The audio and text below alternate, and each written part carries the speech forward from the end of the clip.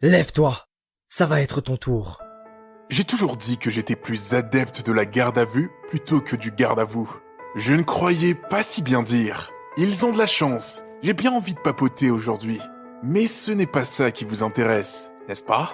Alors ça y est, vous savez ce qu'est une nouvelle. Vous savez les différents genres et intrigues policières. Maintenant, place aux choses sérieuses. Je sens que vous mourrez d'envie d'écrire vos premiers mots, vos premières phrases. Mais avant toute chose, prenez le temps de vous interroger sur les raisons, sur ce que vous souhaitez écrire. Peut-être avez-vous une petite idée. Se préparer, c'est éviter souvent de partir d'une première inspiration qui ne mène nulle part. Votre mission, convaincre les lecteurs de continuer la lecture, ligne après ligne, page après page. Que votre passage concerne une description ou un dialogue, demandez-vous si vous allez éveiller la curiosité, vous transmettez des émotions, vous arrivez à rendre votre intrigue intéressante et palpitante. Les lecteurs doivent se poser une seule question. Que va-t-il se passer ensuite? Vous avez compris? Avant de commencer un premier jet, clarifier ses intentions et avoir une idée de son univers narratif peut faciliter les choses. Et pour vous aider, c'est là que la ligne directrice, le plan, rentre en jeu.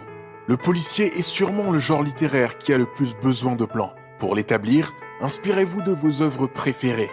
Ça peut être un film, une série, un livre. Vous avez le choix. La ligne directrice reste optionnelle. De nombreux écrivains font sans.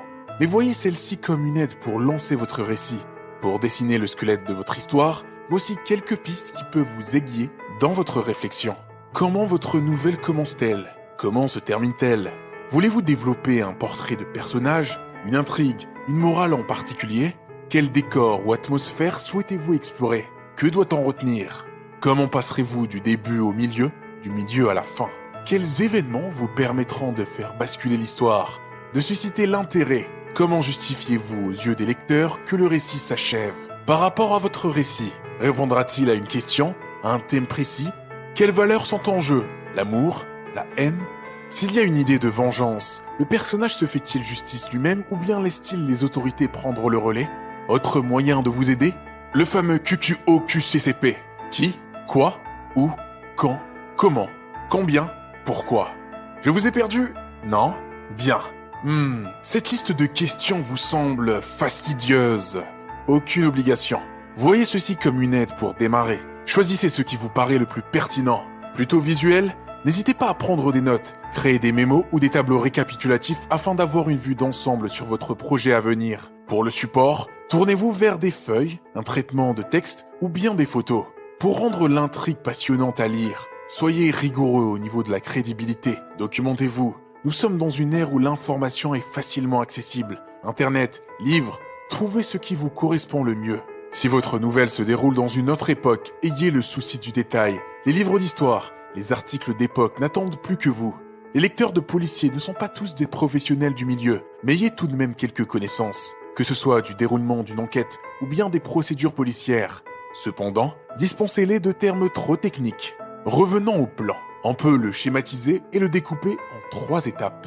Début, milieu, fin, avec une seule ligne directrice. On évite les récits qui s'étendent sur plusieurs mois. On garde la même unité de temps. Concentrez-vous sur le cœur de l'histoire. Rappelez-vous, on évite de trop développer. En manque d'inspiration. Et si, oui, vous avez bien entendu, en vous posant cette question, cela peut débloquer votre créativité. Et si mon tabouret prenait vie? Et si un tueur se cachait dans mon sous-sol? Je grossis le trait, mais vous avez compris l'idée. Entraînez-vous chaque jour en écrivant toutes les pensées qui vous traversent l'esprit. La répétition, la régularité, c'est la clé. Pour que la fin soit inattendue, réfléchissez aussi à ce que vous allez omettre au lecteur, à ce qui lui sera révélé plus tard.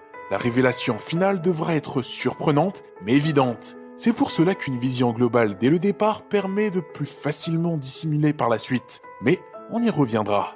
Même si l'on peut avoir du mal à se séparer de ce qu'on a écrit, gardez en tête ceci. Tout ce qui n'est pas essentiel à votre nouvelle, enlevez. N'ayez pas peur de supprimer, gommer, recommencer pour le bien du récit. Faire, refaire. Voyez ceci comme un travail d'artisan. Un dernier moyen de vous aider dans votre préparation à l'écriture, c'est de la synthétiser de manière grossière. Partons d'une situation initiale. C'est votre début. C'est l'introduction de vos protagonistes. Dans leur environnement, ils auront chacun des objectifs, des obstacles personnels. Après une mise en contexte, les lecteurs doivent sentir que le récit s'apprête à basculer à tout moment. Et pour cela, on fait appel aux éléments déclencheurs. Irréversibles, importants, ils bouleversent l'histoire. Ces éléments poseront un problème urgent à résoudre. Tic, tac, le sablier vient de se retourner. Qui dit course contre la montre, dit forcément obstacle. Par les difficultés qu'elles représentent, elles doivent permettre aux personnages d'évoluer au fur et à mesure que l'histoire progresse. C'est pour cela que les péripéties doivent être bien ficelées, distillées pour être une entrave à la résolution du problème. Et là, surprise, revirement. Le rebondissement est un ressort de la nouvelle. Ce sera au moment de la chute que les revirements trouveront leur importance. Créer de la frustration avec subtilité. On approche de la fin avec le dénouement. Réussite, échec, conséquence. Une fois tous les éclaircissements apportés, il doit apparaître comme évident et facilement explicable. On arrive enfin à la situation finale. La chute, la fin. Elle doit étonner, surprendre ou émouvoir. Imprévisible, elle se révèle comme une surprise. Elle peut être fermée ou ouverte. Elle doit répondre aux interrogations. Autre moyen de préparer votre histoire, commencez par la fin. Si vous connaissez la conclusion et le commencement de votre nouvelle, alors cela facilitera la connexion entre les deux parties et la mise en place d'un fil narratif cohérent. Cela vous évitera de vous laisser submerger par vos inspirations, de donner du rythme et de modeler la partie manquante. Sinon, il vous reste la possibilité de fragmenter le récit. Je m'explique. C'est le fait d'introduire un événement qui n'est pas à sa place en matière de chronologie. Par exemple, mettre la fin de la nouvelle dès le début. Les lecteurs doivent se poser cette question.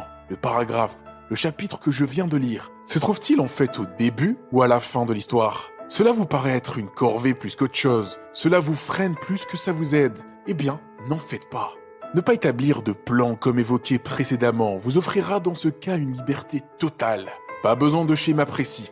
Cela vous permettra de revenir en arrière et de modifier vos phrases comme vous le souhaitez. Dernier moyen de préparer l'écriture de votre nouvelle, l'inspiration.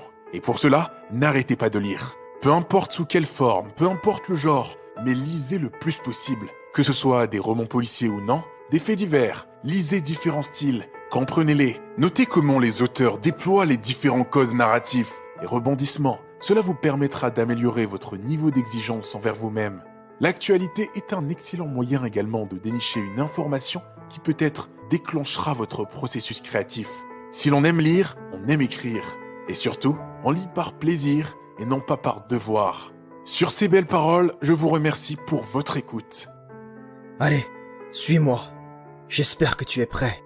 Souhaitez-moi bonne chance et rappelez-vous d'une chose, au royaume des aveugles, le borgné roi.